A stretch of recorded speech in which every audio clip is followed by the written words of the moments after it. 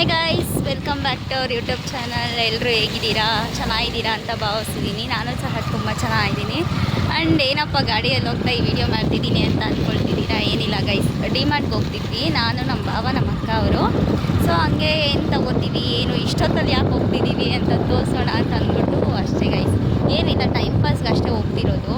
And somethings ಬೇಕು, like water bottles ಆ ಥರದ್ದು ಸಮ್ಥಿಂಗ್ಸ್ ಬೇಕು. ಅದೆಲ್ಲ ತೊಗೊಂಡು ಹಂಗೆ ನೋಡ್ಕೊಬರೋಣ ಅಂತ ಹೋಗ್ತಾ ಇದ್ದೀವಿ ಅಷ್ಟೇ, ಬೇರೆ ಏನೂ ಇಲ್ಲ.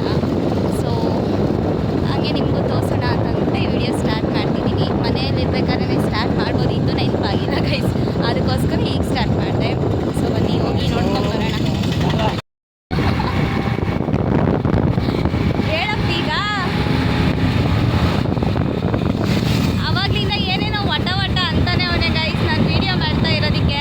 ಆಗ ನಂದು ಹಂಗಾಯ್ತಕ್ಕ, ನಂದು ಹಿಂಗಾಯ್ತಕ್ಕ ಅಂತ ಅಂದ್ಬಿಟ್ಟು ಇವಾಗ ಮಾತಾಡೋದ್ರೆ ಮಾತ್ರ ಆಗ್ತಿಲ್ಲ ಇವನಿಗೆ ಮಾತಾಡೋದಕ್ಕೆ.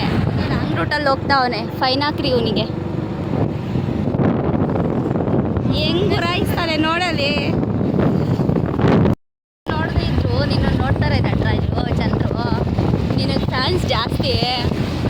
ಎಷ್ಟು ಜನ ಮೆಸೇಜ್ಗಳು ಹಾಕವ್ರೆ ಗೊತ್ತಾ, ನಟರಾಜು ಐ ಲವ್ ಯು ಅಂತ. ಇದು ರಾಂಗ್ ರೂಟ್ ಅಪ್ಪಿ ಗೈಸ್, ರಾಂಗ್ ರೂಟಲ್ಲಿ ಎಂಟ್ರಿ ಕೊಡ್ತಾವನಿ ಗೈಸ್.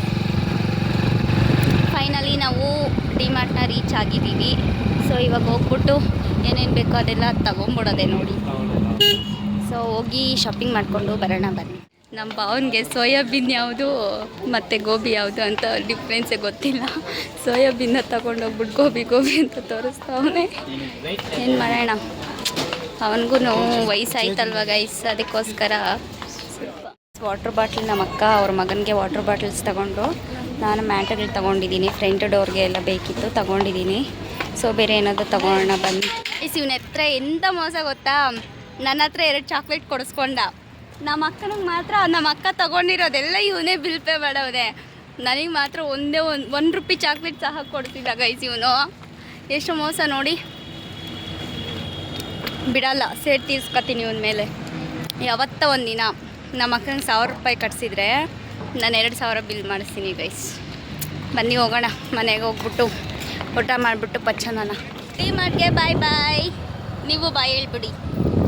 ಸೊ ಇನ್ನು ಯಾವಾಗ ಬರ್ತೀವೋ ಗೊತ್ತಿಲ್ಲ ಗೈಸ್, ಆದಷ್ಟು ಬೇಗನೆ ಬರ್ತೀವಿ. ಡಿಮಾರ್ಟ್ಗೆ ಇನ್ನೂ ಒಂದು ಸಲ ಬರಬೇಕು. ಏಕೆ ಅಂತಂದರೆ ಚಿಕ್ಕ ಚಿಕ್ಕದು ಬಾಕ್ಸುಗಳೆಲ್ಲ ಬೇಕಿತ್ತು, ಅದನ್ನೆಲ್ಲ ತೊಗೊಳ್ಳೋಣ ಅಂದ್ಕೊಂಡಿದ್ವಿ.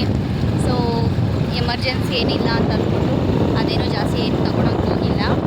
ಇನ್ನೂ ಒಂದು ಟೈಮ್ ಬರಬೇಕು, ಬಂದಾಗ ಇನ್ನೂ ಜಾಸ್ತಿ ಶಾಪ್ ಮಾಡಬೇಕು. ಸೊ ಆವಾಗ ನಾನು ನಿಮಗೆ ತೋರಿಸ್ತೀನಿ.